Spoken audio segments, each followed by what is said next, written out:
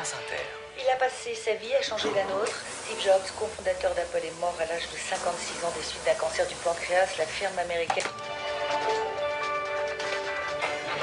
Autre hommage, celui de Steve Wozniak, compagnon de la première heure et cofondateur d'Apple. Il y a comme un vide qui ne sera jamais rempli, comme quand Lennon est mort, ou JFK, ou même Martin Luther King. C'est comme un grand trou laissé en vous.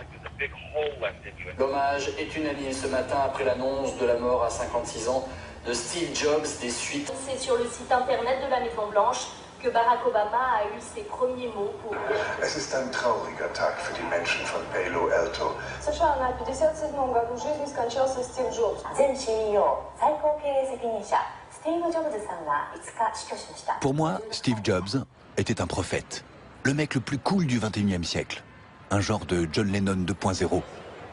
Mais pour ma copine, c'était le symbole du capitalisme, de la société de consommation. Big Brother en chair et en os. Vous allez me dire, et alors? On peut avoir deux conceptions différentes de la pomme et vivre ensemble en s'aimant très fort et en faisant beaucoup d'enfants. Moi aussi, je croyais.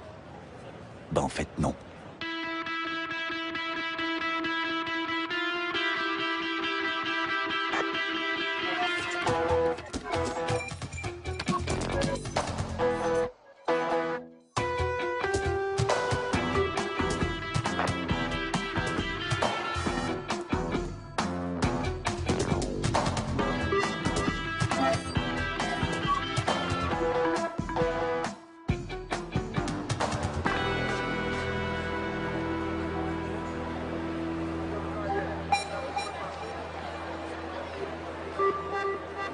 Ce matin-là, je ne tenais plus en place. J'allais être un des premiers à toucher la dernière merveille de la pomme. J'avais passé la nuit à faire les 100 pas. Je ne voulais pas me faire piquer ma place dans la file. Mais il n'y avait que ça qui comptait. J'allais la voir.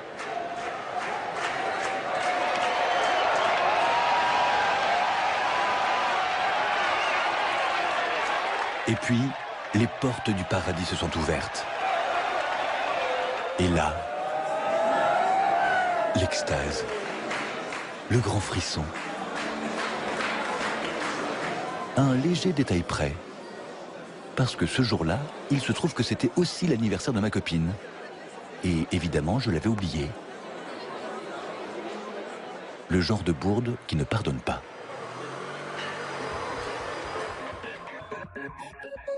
J'avais 7 appels en absence et un message où elle disait que c'était fini, qu'elle me quittait.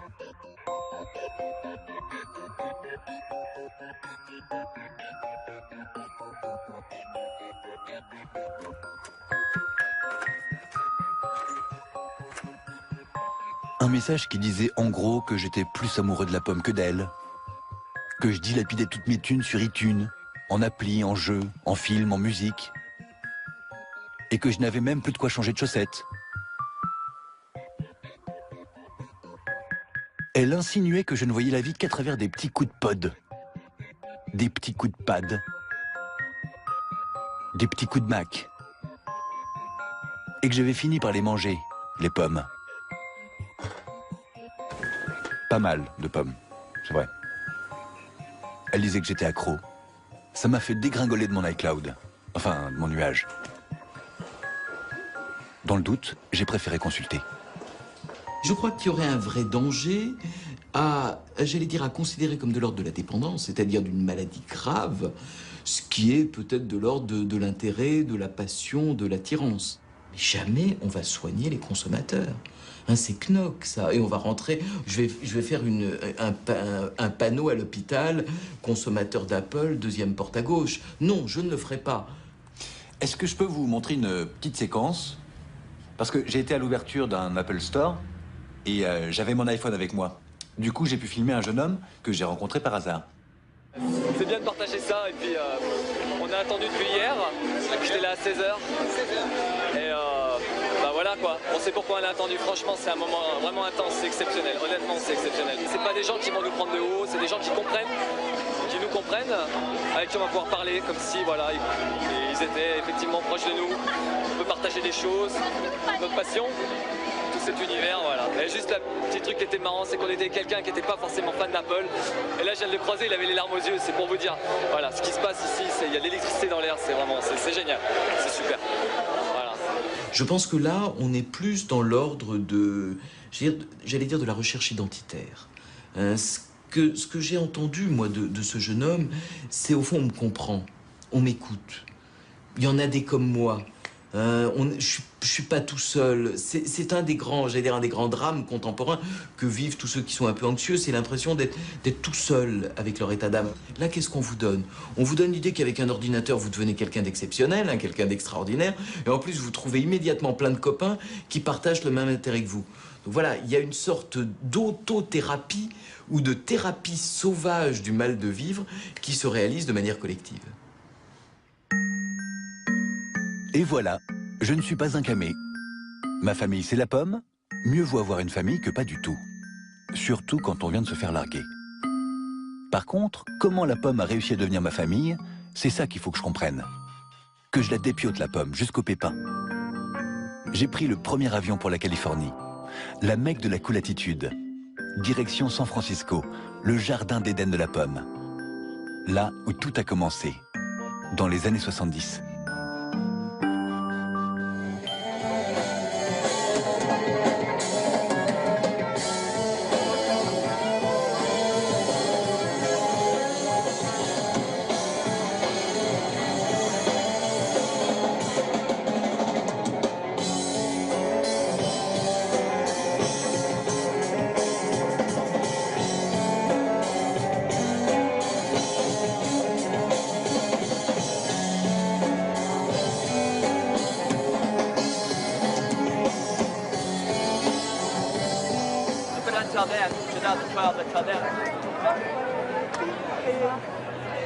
Franchement, vous trouvez vraiment que ça ressemble au QG du capitalisme?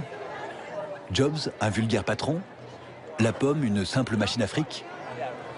Moi, ce que je ressens, c'est surtout une douce odeur d'herbe et un super parfum de liberté. Bon, évidemment, il y a des distributeurs. Mais ça prouve rien, ça. Faut bien que les hippies, eux aussi, puissent tirer du cash.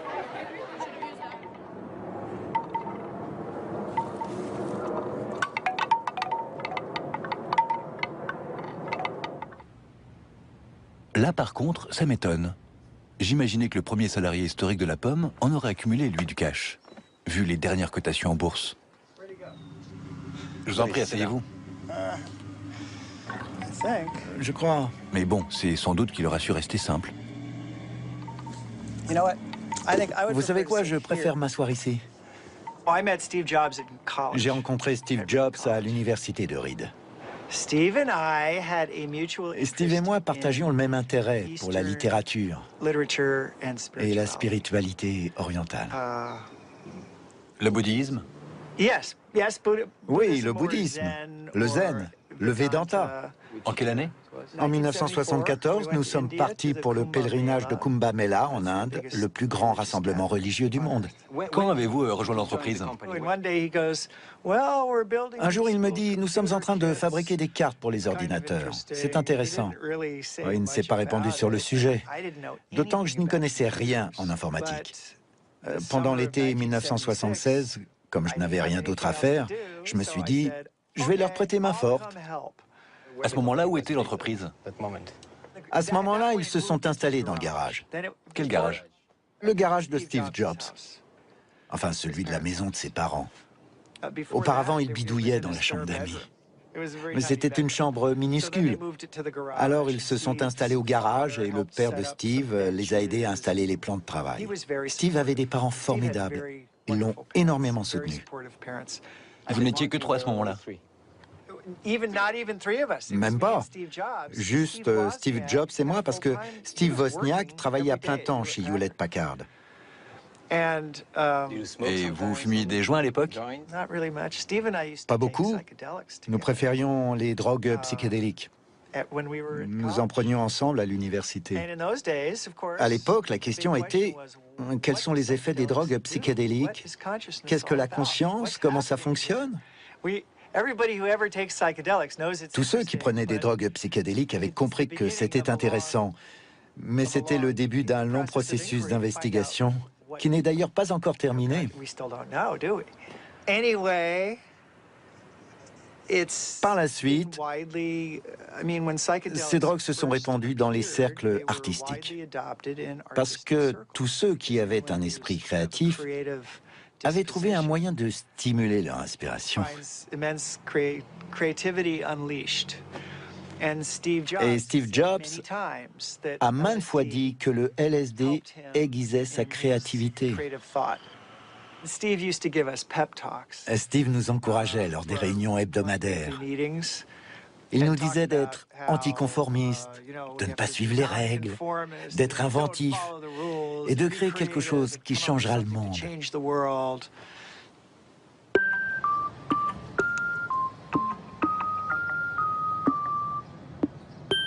Changer le monde. Ça me touche, ces jeunes qui rêvaient d'un autre système. Un système meilleur, différent.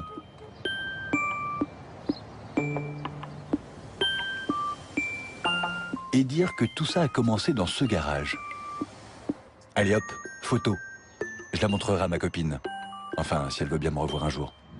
Today we celebrate the first glorious anniversary of the Information Purification Directives. Created for the first time in all history, a garden of pure ideology, where each worker may bloom, secure from the pests, obeying contradictory thoughts. Unification of thoughts is more powerful a weapon than any fleet or army on earth. We are one people, with one will, one resolve, one cause. Our enemies shall talk themselves to death, and we will bury them with their own confusion. We shall prevail. Bang! Elle éclate l'écran Big Brother meurt. C'est le rêve de la contre-culture. Tuer Big Brother et passer d'un monde en noir et blanc à un monde en couleur. Qui est cette femme? Allez savoir. D'une certaine manière, elle incarne un peu le retour de l'esprit de 1968. Et rappelez-vous le slogan à la fin du spot.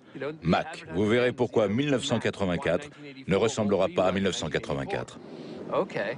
Même le logo Apple avec ses couleurs arc-en-ciel. L'arc-en-ciel, c'est la Californie, c'est San Francisco, le pays de l'arc-en-ciel. L'arc-en-ciel, c'est le militantisme homosexuel, la contre-culture californienne. Apple utilise les couleurs arc-en-ciel dans son logo. Je définirais Apple comme une entreprise classique, mais qui utilise la contre-culture pour vendre ses produits. Certains collaborateurs d'Apple, notamment Steve Jobs et Steve Wozniak, les fondateurs, ont eu il y a longtemps des liens étroits avec la contre-culture. Mais les technologies qui les passionnaient quand ils ont fondé l'entreprise étaient présentes dans la Silicon Valley, parce que l'armée les y avait implantées. L'industrie informatique descend en droite ligne de l'armée et de la recherche industrielle. Mais les idées au sujet de ce que les ordinateurs peuvent apporter émanent de la contre-culture, de cet espoir que les ordinateurs personnels deviennent des outils, grâce auxquels il deviendrait enfin possible de construire une conscience universelle. Je suis connecté au monde et je peux être encore plus moi-même dans le monde grâce à mon ordinateur personnel. Ce qui est vraiment important de comprendre, c'est que l'aile communautariste de la contre-culture se méfiait de la politique, mais pas du business. Pour elle, contrairement à la politique, le business pouvait changer la société. Et vous avez un iPhone? Bien sûr que j'ai un iPhone. Il est là, dans ma poche. Vous l'aimez? Je l'aime beaucoup. Ce qui est marrant, c'est que quand je l'ai acheté, le technicien me l'a apporté ici, à Stanford. Et il m'a dit, touchez-le. Je l'ai touché, et c'est vrai que c'est formidable. Et vous l'avez touché? Je l'ai touché, c'est un objet superbe. Pour téléphoner, il y a mieux, mais c'est très pratique pour naviguer sur Internet. Quand je sens mon iPhone dans ma poche, j'ai l'impression d'appartenir au futur.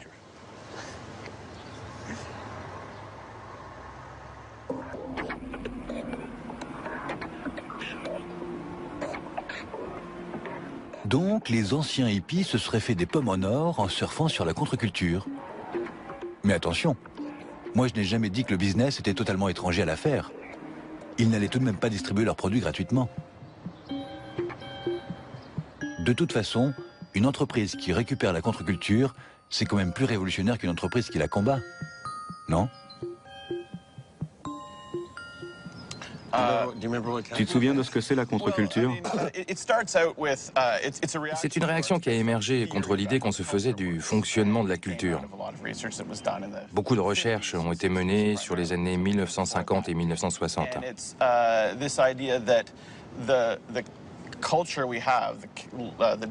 L'idée était la suivante.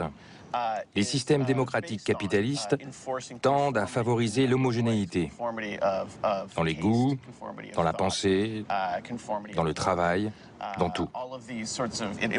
La société fonctionne comme une grosse machine. Or, nous sommes des individus distincts, avec des goûts différents, des aspirations différentes. Alors comment unifier tout cela pour produire à grande échelle?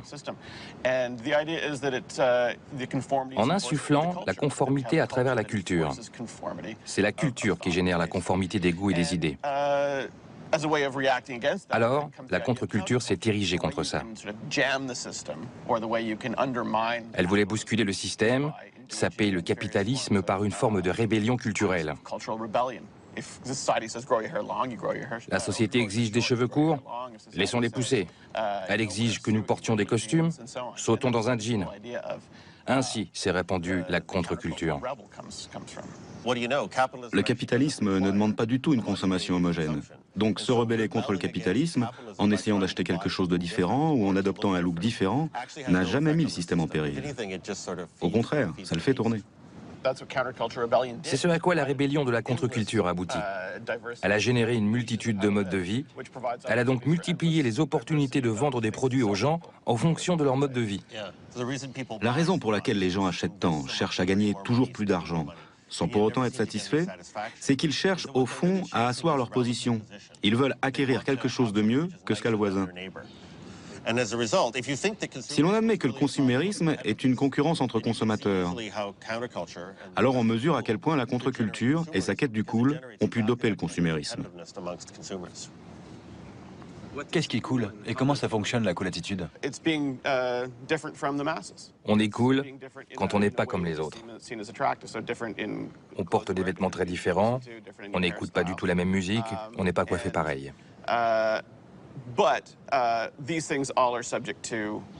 Mais évidemment, de plus en plus de gens deviennent cool. Du coup, plus personne n'est cool. Alors il faut trouver une autre idée. Mais la cool attitude a toujours été une forme de compétition sociale. Rien n'a changé. Les gens ont toujours été soucieux de leur statut social. Si vous lisez les romans du 19e siècle, les gens sont obsédés par leur statut, leur classe sociale. Mais le cool et la contre-culture ont remplacé la hiérarchie traditionnelle. Dans les sociétés urbaines, qui est cool et qui ne l'est pas est tout ce qui importe. Pourquoi? C'est encore une question de statut. Comme toujours, le curseur a bougé, mais le problème reste le même.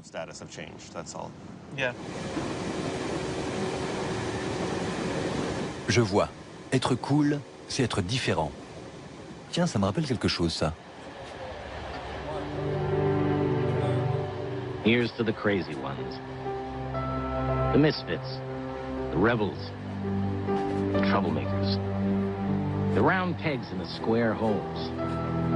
The ones who see things differently.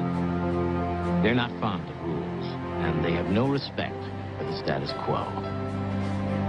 You can quote them, disagree with them, glorify or vilify them.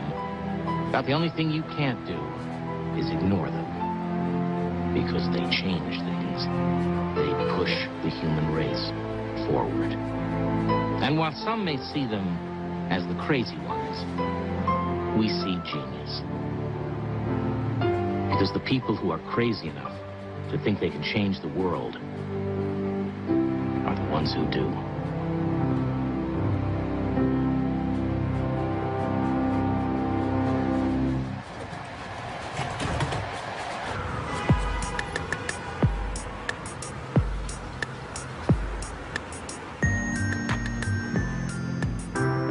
Ça explique aussi pourquoi la pomme a toujours dragué les artistes, les créatifs. Ce sont ceux qui pensent différemment par excellence. Pablo Picasso n'était plus dispo pour en discuter, du coup, je suis allé rendre visite à Ben Lowy, le photographe qui monte dans le photojournalisme.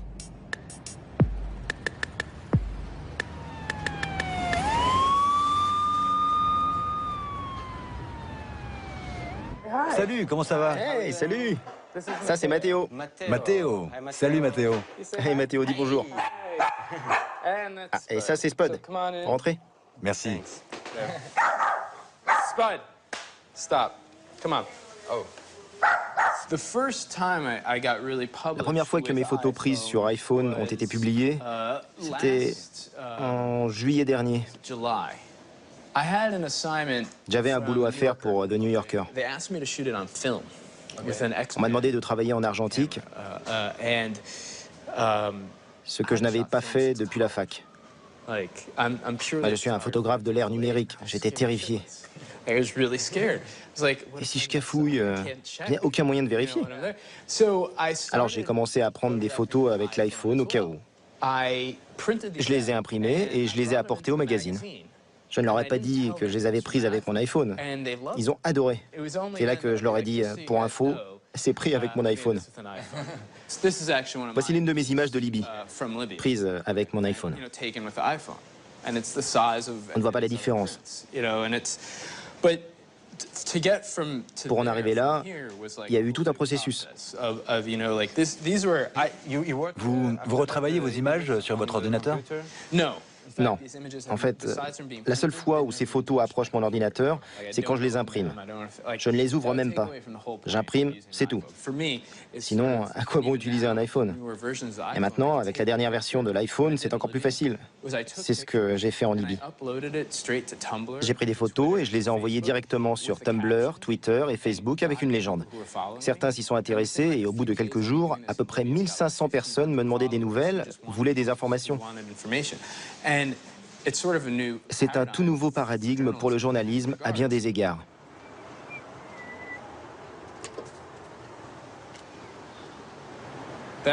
Ça vaut une photo. Cet ours là dans la rue. Qu'est-ce que c'est? Je sais pas, mais c'est bizarre. Ben est un artiste. Il prend des photos avec son iPhone. C'est pas mal. J'ai un iPhone, donc moi aussi je suis un artiste. Logique. Aujourd'hui, un clic et on est réalisateur. Un coup de souris et on est peintre. Un coup de pod et nous voilà une rockstar. Si ma copine avait su, elle m'aurait peut-être pas quitté. J'avais justement entendu parler de soirées à Francfort où tout le monde pouvait devenir DJ.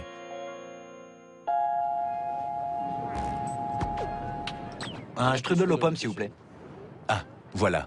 Il y a justement l'adresse dans le journal.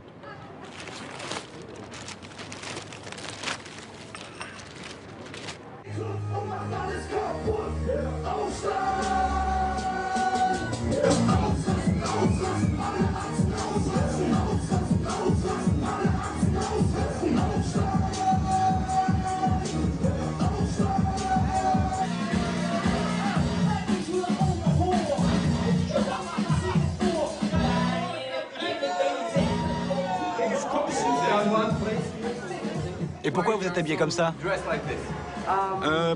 Parce que c'est la première iPod Battle à Francfort et qu'on va faire la teuf et bang bang. C'est quoi une iPod Battle? C'est un concours entre possesseurs d'iPod. Il faut jouer sa musique et battre les autres équipes. Ok. Vous êtes payé par Apple? On est tous Apple addicts. On a tous un iPhone. Moi, mon iPhone, c'est pas une pomme, c'est une fraise.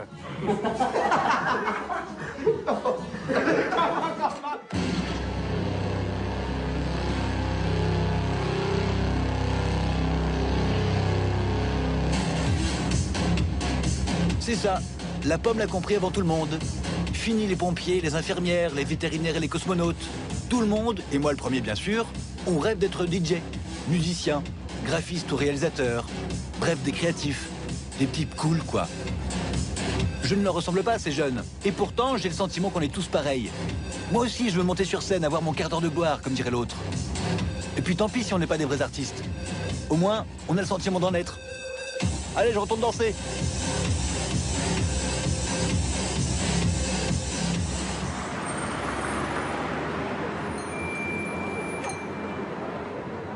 Le snobisme, c'est la volonté pour une personne de quitter le groupe dans lequel elle se trouve initialement pour accéder à un groupe qu'elle juge supérieur et qui est naturellement un groupe plus restreint, un groupe d'initiés en quelque sorte. Et à ce propos, la société de consommation, effectivement, offre au snobisme des potentialités tout à fait stupéfiantes.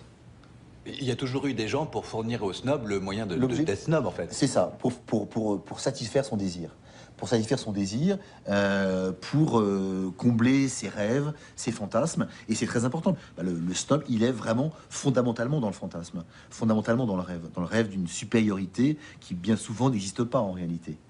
Et le petit malin, là-dedans, c'est celui qui va lui donner les moyens de le satisfaire.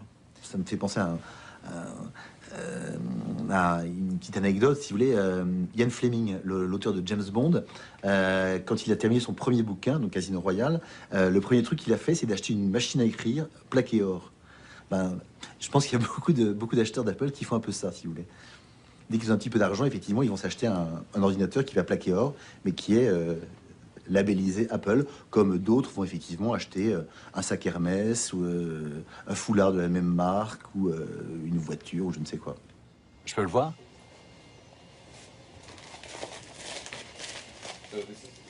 Ce sont de vrais diamants? Ce sont de vrais diamants. Combien? Je ne sais pas combien il y a de carats. Nous fabriquons le téléphone et c'est un joaillier qui sertit les pierres sur le téléphone. D'accord. Nous travaillons toujours sur commande. Nous avons tout le nécessaire en stock. Par exemple de l'or. C'est vraiment de l'or? C'est de l'or. Oui, c'est plaqué or. Celle-ci est en platine. On peut aussi faire de l'or incrusté de diamants. Tout dépend de ce que veut le client. Nous faisons ce qu'il demande.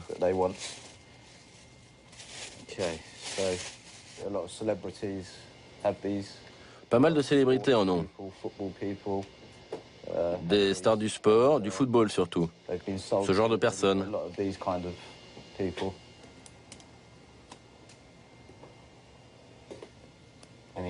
Et vous avez de plus en plus de clients?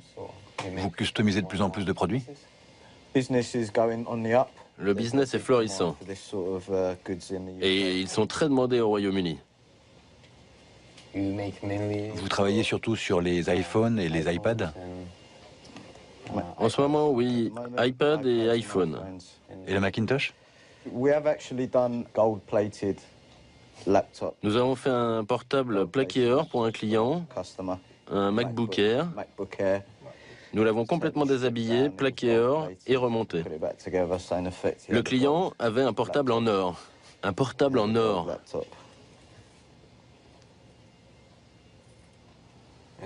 Et maintenant, il coûte combien?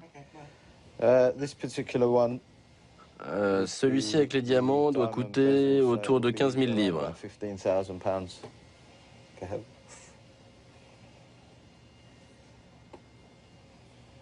Super discret. Pour se promener dans la rue avec. Ou pardon, j'ai fait des traces là. Ah, mais vous inquiétez pas, on va le nettoyer. Bon, d'accord. Il y a peut-être quelques petits excès. Bien sûr, la pomme, c'est un peu de la frime. Mais il n'y a pas que ça tout de même. D'ailleurs, leur pub ne parle jamais des produits. Elle parle de nous. Travailler, apprendre, communiquer, jouer. Il y a une appli pour tout, comme ils disent. La libération de l'homme, enfin, celui qui achète la pomme, sera totale ou ne sera pas.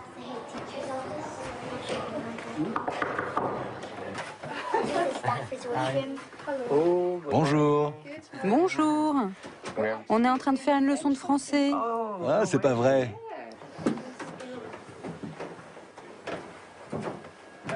Bonjour. Bonjour. Ici, c'est le département de mathématiques. Dans cette classe, on fait des probabilités avec des cartes. Oh, ok. Ok.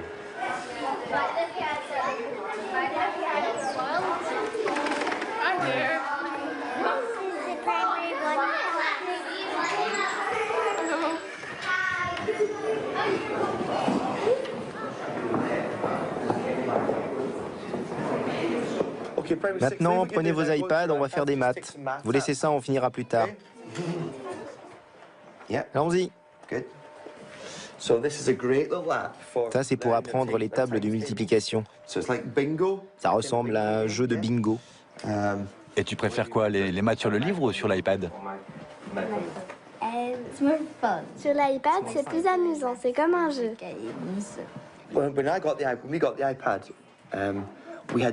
Quand nous avons eu les iPads, nous pensions plutôt les utiliser pour finaliser les tâches. D'abord le livre, ensuite l'iPad. Nous le considérions plutôt comme quelque chose de ludique. Nous étions loin d'imaginer la place qu'il allait prendre. Nous l'utilisons tout le temps. Nous faisons des langues, des maths, du dessin, de la musique, toutes sortes de choses sur l'iPad. Nous l'avons depuis 1 an maintenant et nous avons fait tant de choses avec, c'est impressionnant. C'est vraiment incroyable. Les enfants l'adorent, ça les motive énormément. Alors, je ne sais pas s'il serait possible d'imaginer un enseignement uniquement sur iPad, mais ce que je sais, c'est qu'il serait vraiment difficile d'enseigner sans lui. Lui, c'est Ben. Ben, tu peux me montrer comment on joue?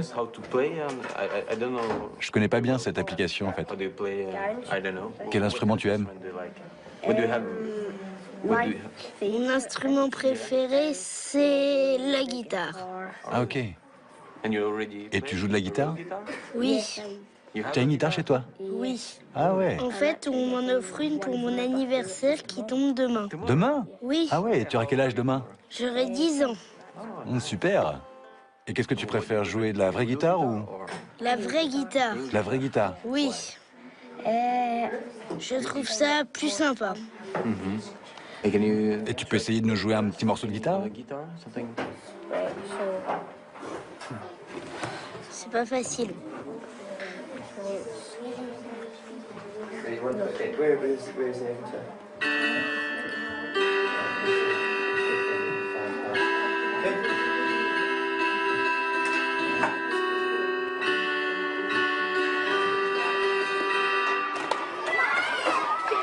Là, je suis un peu perdu.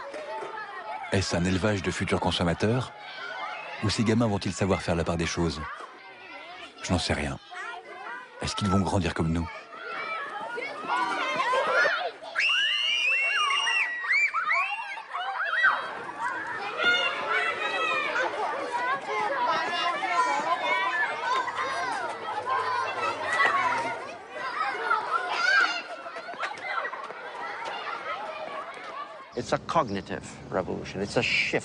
C'est une révolution cognitive, un changement radical.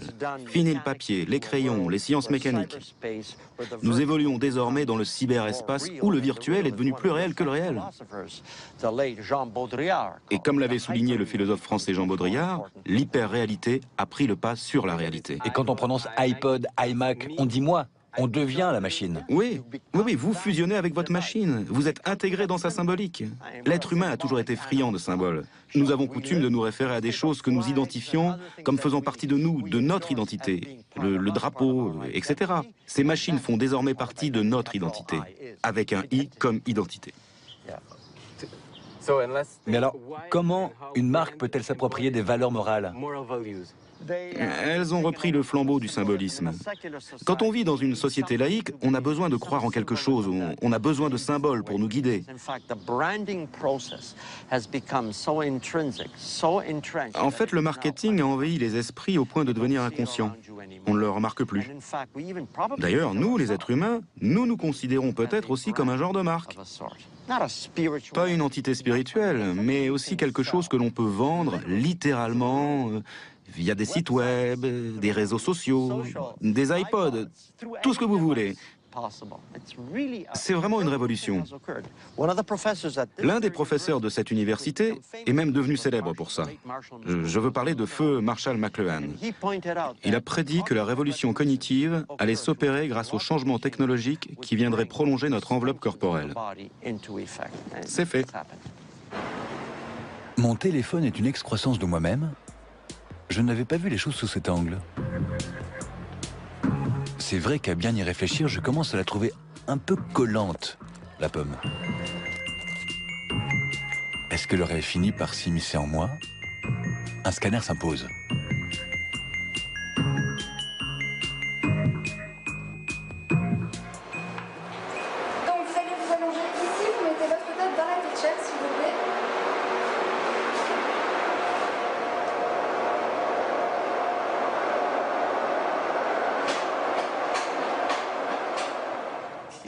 J'ai apporté un scan de mon cerveau.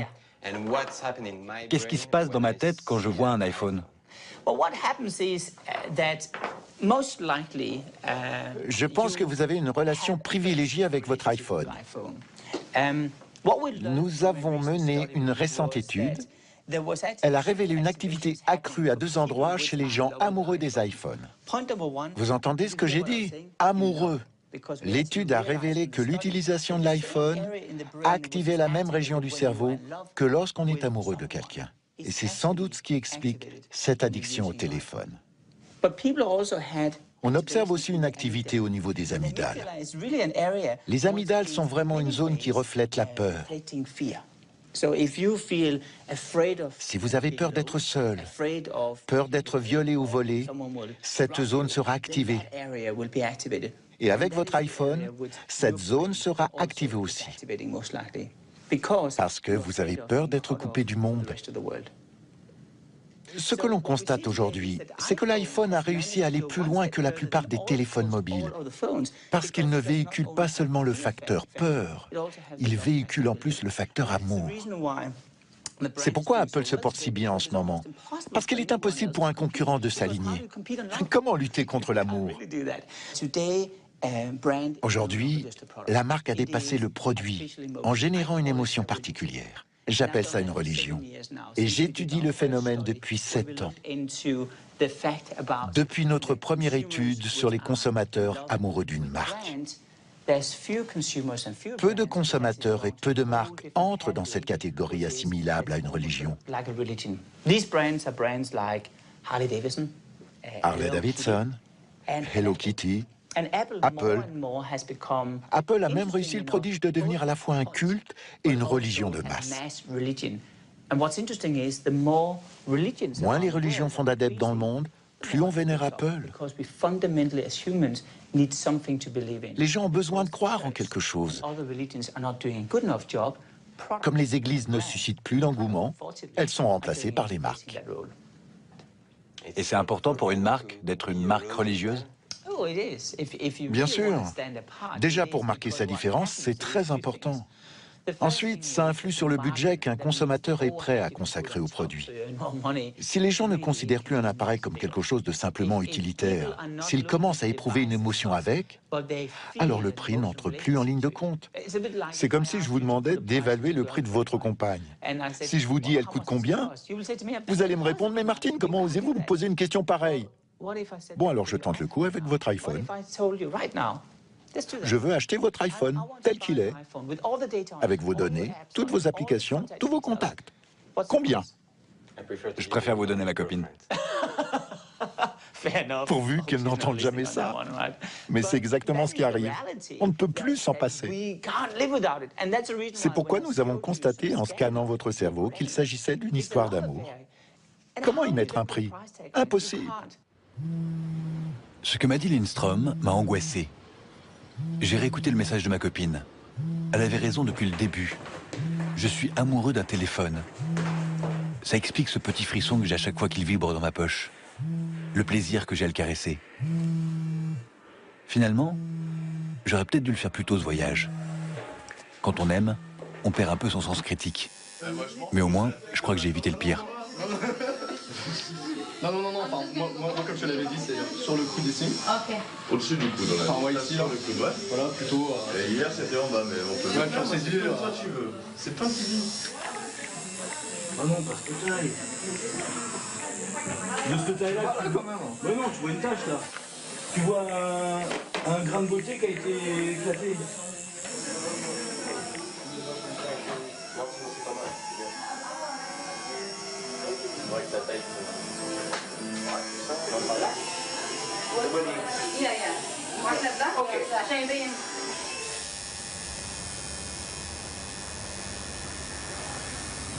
Le tatouage, c'est une sorte d'affirmation de ouais, je suis dans le clan Apple, quoi.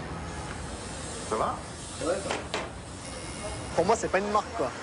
Ça va au-delà, c'est un esprit, c'est une communauté, c'est une façon de penser aussi. C'est le think différent d'Apple qui s'exprime.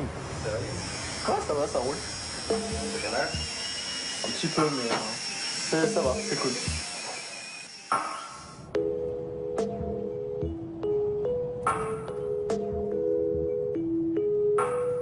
La pomme a bien failli avoir ma peau. Il fallait que je souffle, que je me mette au vert, que je trouve un lieu sain où les marques sont interdites, la technologie prohibée. Un lieu dans lequel je puisse méditer en paix, me laver spirituellement. Une retraite pour réfléchir à la vie. Et surtout, à la façon dont je pourrais reconquérir celle que j'aime vraiment. Et qui est tout sauf la reine des pommes.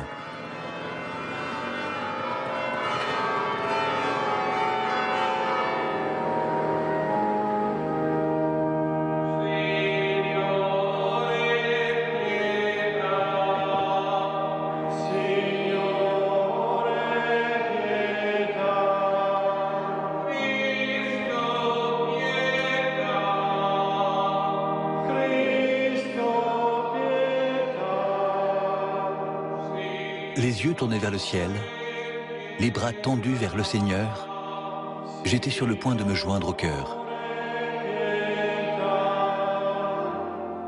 Invochiamo il tuo nome, Signore, su questi doni che ti presentiamo, consacrali con la tua potenza e trasforma tutti noi in sacrificio perenne a te gradito. Per Cristo. Quand stupeur et damnation.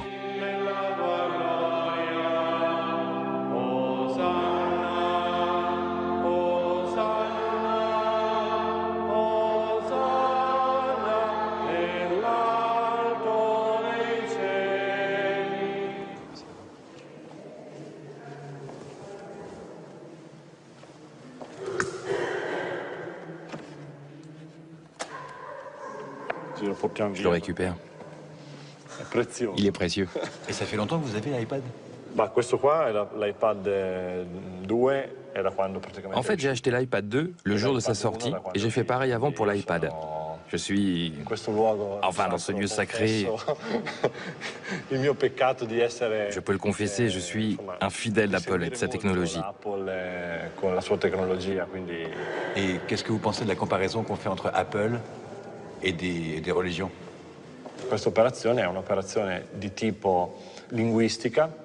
C'est une opération linguistique, commerciale aussi, et il n'y a rien de mal là-dedans. Parce que Steve Jobs ne propose pas de se substituer à Dieu ou à Jésus. Tant qu'il ne fait pas ça, tout va bien. Personne ne mettra jamais cet instrument, l'iPad, à la place du tabernacle. Tout le monde comprend que ça reste un simple outil. Très bien fait, mais juste un outil.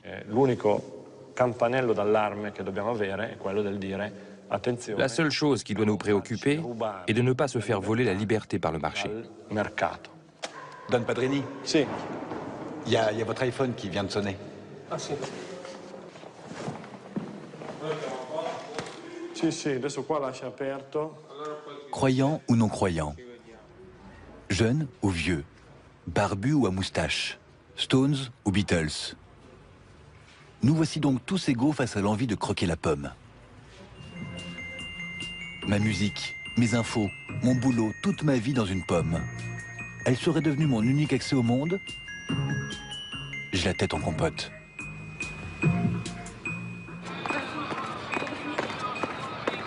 J'ai besoin d'un regard aiguisé, celui d'un défenseur de la liberté d'expression, comme Tim Wu, un conseiller d'Obama.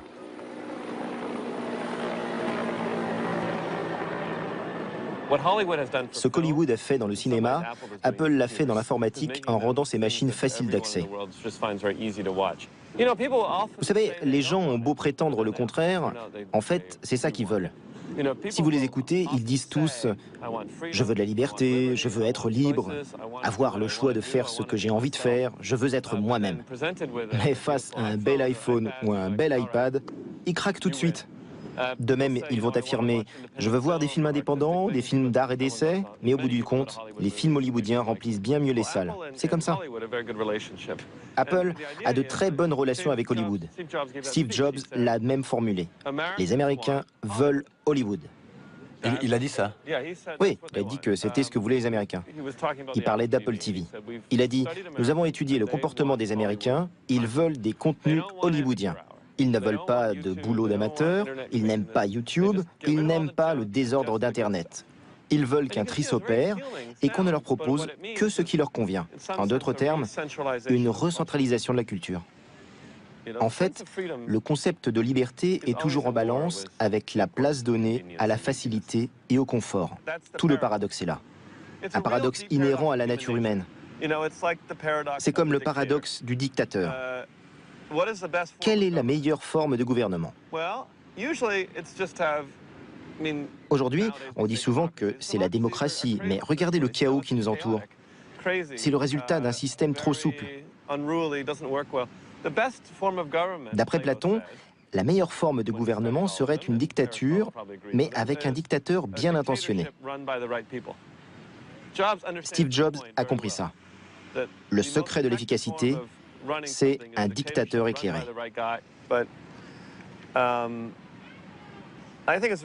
Mais je trouve qu'il est important de savoir ce que cela veut dire d'être libre et de prendre conscience des entraves éventuelles, même si elles sont discrètes. Quand vous êtes en prison, vous êtes privé de liberté, c'est clair. Mais il existe des formes plus subtiles de coercition. La prise de contrôle sur l'univers culturel, la technologie envahissante. De tout cela, il faut être bien conscient.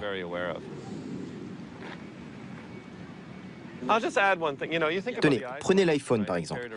Il ne vous quitte jamais, il sait toujours où vous êtes. Il vous suit à la trace, il sait ce que vous faites. Vous lui faites confiance. Bon, c'est vrai, c'est un produit fabuleux, hein. Mais il faut bien savoir où vous mettez les pieds.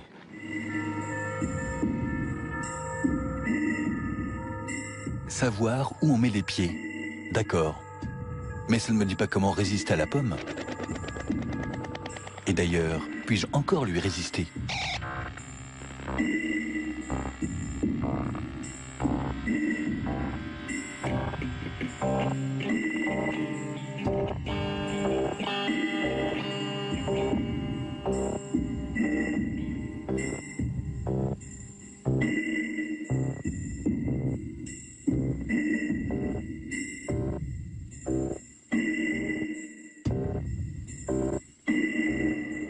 Et il n'y avait pas d'autre moyen de protester contre Apple et contre tous ces appareils?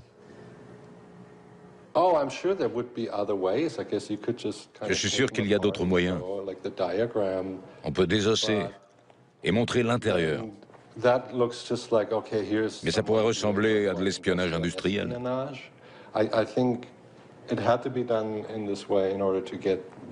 J'ai pensé qu'il valait mieux agir comme ça pour faire passer mon message. Pour dire aux gens, levez les yeux de votre écran. Parce que ça a ce pouvoir. En fait, chacun déconstruit à sa façon, en y réfléchissant à sa manière.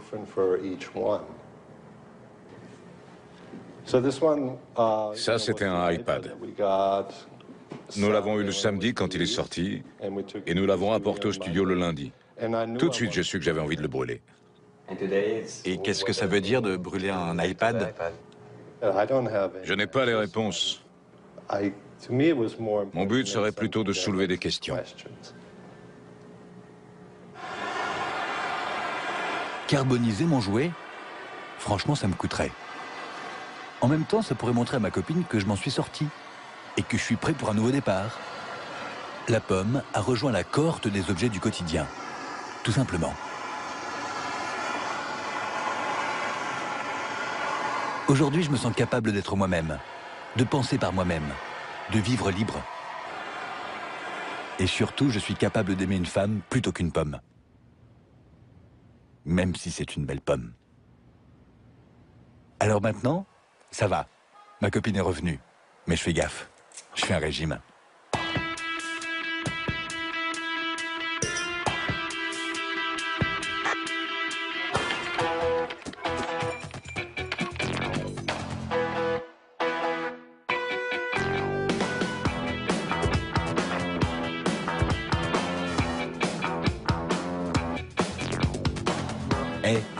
C'est décidé, je passe au PC. Ouais non, si on peut plus déconner.